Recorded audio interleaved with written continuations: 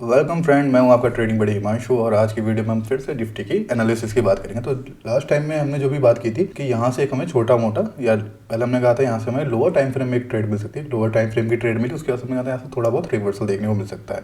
ठीक है, तो अभी हमें वो रिवर्सल देखने को मिला है और यहाँ पे PRG हमारा जोन है।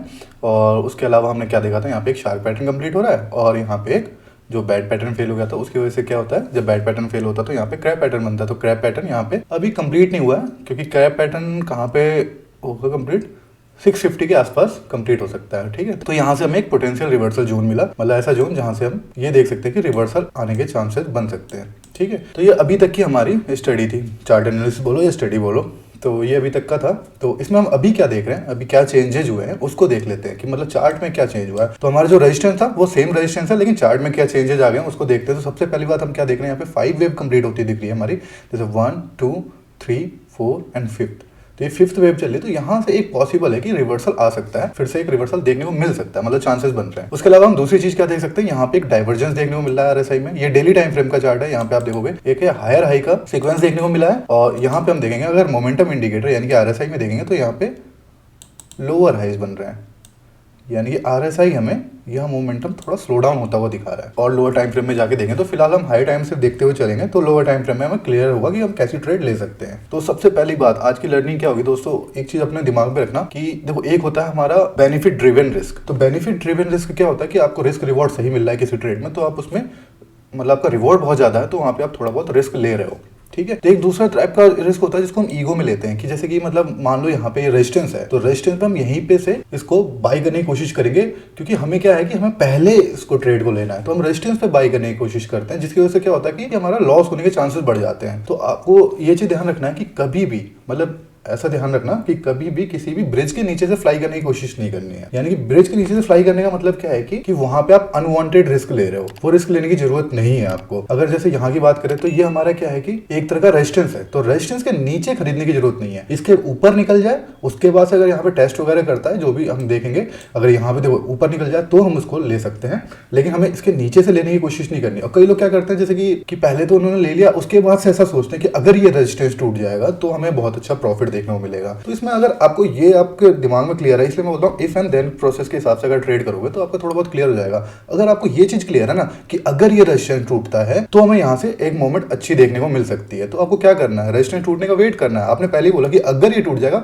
तब हमें बहुत अच्छी मूवमेंट मिलेगी ना। अगर किसी को चार्ट एनालिसिस की बात बोलोगे तो वो क्या बोलेगा कि भाई यहाँ पे एक रेजिस्टेंस है, अगर ये रेजिस्टेंस टूटता है तो इसके बाद से हमें एक अच्छी मूवमेंट देखने को मिल सकती है, क्योंकि ऊपर ब्लू स्काई शुरू हो जाएगा। ठीक है, तो आपको उसके हिसाब से ट्रेड भी उसी हिसाब से करना चाहिए। अगर इसके ऊपर चला जाएगा तो हम वहां से बाई की ट्रेड करेंगे, नहीं तो हम यहाँ पे कोई बाई की ट्रेड नहीं करेंगे रेजिस्टेंस के पास। यहाँ पे हम रिवर्सल की ट्रेड ले सकते हैं, अगर आपका सिस्टम वहां से ऐसा कोई ट्रेड जनरेट करके दे रहा है कि वहां पे एक रिवर्सल की ट्रेड आई है रेजिस्टेंस पे, तो वहां से आप ले सकते हो। ठीक है, तो उसी तरह से हम यहाँ पे एक रिवर्सल की ट्रेड के लिए सोच सकते हैं। ठीक है, यहाँ पे भी बाई करने की कोशिश नहीं करनी है, बाई कब करेंगे, जब इसके ऊपर चला जाएगा, उसके बाद हम देखेंगे कैसा क्या हो रहा है। तो ब्रेकआउट ट्रेड मैं तो नहीं करता हूँ, लेकिन उसके अलावा भी कुछ स्ट्रेटेजी होती है उनको हम फॉलो करते हैं। तो आपको क्या करना है कि ट्रेड लेने के बाद नहीं सोचना कि अगर ऐसा हो गया, अगर ये सपोर्ट टूट गया तो यहाँ से बहुत अच्छा फॉल है। जैसे कई लोग क्या करते हैं कि यहाँ पे पहले शॉर्ट कर दिया, इसके ऊपर ही शॉर्ट कर दिया, उसके बाद कहेंगे ये सपोर्ट अगर टूट गया तो यहाँ से बहुत अच्छा फॉल देखने को मिलेगा हमें। तो अगर आपको ये बात पता है कि अगर ये सपोर्ट टूटने के बाद ही फॉल देखने को मिलेगा तो सपोर्ट टूटने का वेट करो। ठीक है, तो यहाँ पे आपका पेशेंस काम आता है। ठीक है, तो सिंपल सा पॉइंट था, इसको ये क्लियर हो गया हुआ। अब हम इसको थोड़ा लोअर टाइम फ्रेम में देखते हैं। तो आवरली टाइम फ्रेम में हमें क्या देखने को मिल रहा है, सेम वही हमारा 5th वेव चल रही है, जैसे कि आप यहाँ से इलियड वेव का देख सकते हो। इलियड वेव का क्या होता है, जो इंपल्सिव वेव होता है, इंपल्सिव वेव हम देखेंगे यहाँ से, बहुत ज़्यादा डिटेल में देख रहा हूँ। तो ये फर्स्ट वेव हो गई, ये सेकेंड वेव हो गई, और यहाँ पे थर्ड हो गई थी, और ये 4th हो गई। अब ये हो सकता है कि 5th चल रही हो। ठीक है, तो यहाँ से एक रिवर्सल आने के चांसेस बनते हैं, इस पॉइंट तक आ सकता है, और अगर ऐसा नहीं होता उसके बाद में बात करेंगे। ठीक है, तो और दूसरी चीज़ हम क्या देख सकते हैं, यहाँ पे एक जो 5th वेव की भी 5th वेव चल रही है, जैसे कि आप देखोगे यहाँ पे, अगर यहाँ देखो 1 2, ये सेकेंड वेव हो गई, ये थर्ड वेव हो गई। थर्ड वेव हमेशा इंपल्सिव होती है, और ये 4th हो गई, और ये 5th चल रही है। ठीक है, तो ये ट्रंकेटेड हो सकती है या फिर यहाँ पे इसको टेस्ट कर सकती है। जो हमारा ये कौन सा पैटर्न बना था, क्रैप पैटर्न बना था, तो इसको भी टेस्ट कर सकती है। तो फिलहाल इसको हटा देता हूँ।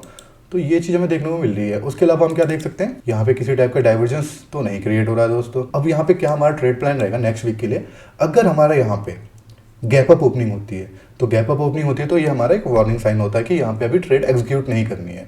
मतलब अभी नहीं करनी है। अगर उसके बाद हमें कोई कंफर्मेशन मिलता है तो वहाँ पे कंफर्मेशन कैसा लेना होगा, हमें कोई रिवर्सल टाइप का पैटर्न मिले या फिर कुछ मिले, उसके हिसाब से हम ट्रेड ले सकते हैं।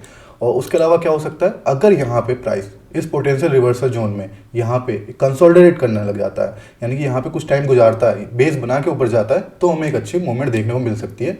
नहीं तो चांसेस ऐसे होंगे कि ये मूवमेंट उतनी अच्छी सस्टेन ना करे, क्योंकि ये भी हो सकता है कि यहाँ पे प्राइस ऊपर जाए और ट्रैप करे, जो यहाँ पे ब्रेकआउट ट्रेडर होंगे उनको ट्रैप करे, उसके बाद नीचे आए। तो यहाँ पे आप थोड़ा सा ध्यान देना है दोस्तों कि अभी जो थोड़ा बहुत रिवर्सल की बात की थी वो सब आ चुका है। यहाँ पे आपको बस ये ध्यान देना है कि यहाँ पे अगर ब्रेकआउट आता है तो वहाँ पे एकदम से जंप नहीं करना है ट्रेड में। तो उसमें क्या हो सकता है, या तो फिर यहाँ पे कंसोलिडेट करके तब ब्रेकआउट है, तब हम इसको ले सकते हैं, या फिर हाई के आसपास यहाँ कहीं कंसोलिडेट करें तो हम बाई की ट्रेड ले सकते हैं, अगर ब्रेकआउट ट्रेड लेनी है। नहीं तो ब्रेकआउट ट्रेड यहाँ पे नहीं लेनी, मैं तो लेता भी नहीं हूँ ब्रेकआउट ट्रेड।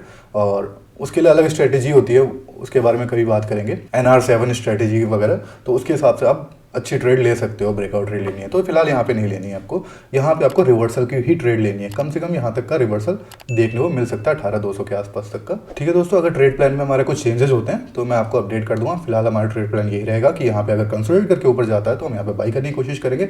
अगर यहाँ से हमें रिवर्सल, अगर यहाँ पे गैप अप ओपनिंग होती है तो हम इसको थोड़ा सा वेट करेंगे। अगर फ्लैट ओपनिंग होकर धीरे धीरे ऊपर जाता है और यहाँ से हमें कोई रिवर्सल के चांसेस मिलते हैं, यानी कि यहाँ पे हमें कोई हेड एंड शोल्डर टाइप का पैटर्न मिल जाता है लोअर टाइम फ्रेम में। लोअर टाइम फ्रेम क्या, आवरली टाइम फ्रेम है, और इसको आप 15 मिनट में देख सकते हो। अगर तो 15 मिनट में अगर हम देखते हैं तो जैसे कि यहाँ पे हो गया, यहाँ पे हमें कोई अगर हेड एंड शोल्डर टाइप का पैटर्न बनता है तो हम यहाँ पे एक ट्रेड एग्जीक्यूट कर सकते हैं। नहीं तो यहाँ पे डबल टॉप टाइप का स्ट्रक्चर बनता हुआ दिख रहा है, तो आपको क्या करना है, लोअर टाइम फ्रेम में देखना है। तो लोअर टाइम फ्रेम पे अगर आपको यहाँ पे डबल टॉप टाइप का स्ट्रक्चर दिखेगा तो उसके हिसाब से आप छोटा मोटा स्टॉप लॉस लेके एक ट्रेड को एग्जीक्यूट कर सकते हो। और नहीं तो फिर यहाँ पे कोई हेड एंड शोल्डर टाइप का पैटर्न बनता है या फिर हाई टाइम फ्रेम के हिसाब से करना है तो यहाँ पे एक हेड एंड शोल्डर टाइप का पैटर्न बनने का वेट करना है। ठीक है दोस्तों, तो उम्मीद करता हूँ क्लियर होगा। मिलते हैं नेक्स्ट वीडियो में। Thank you so much.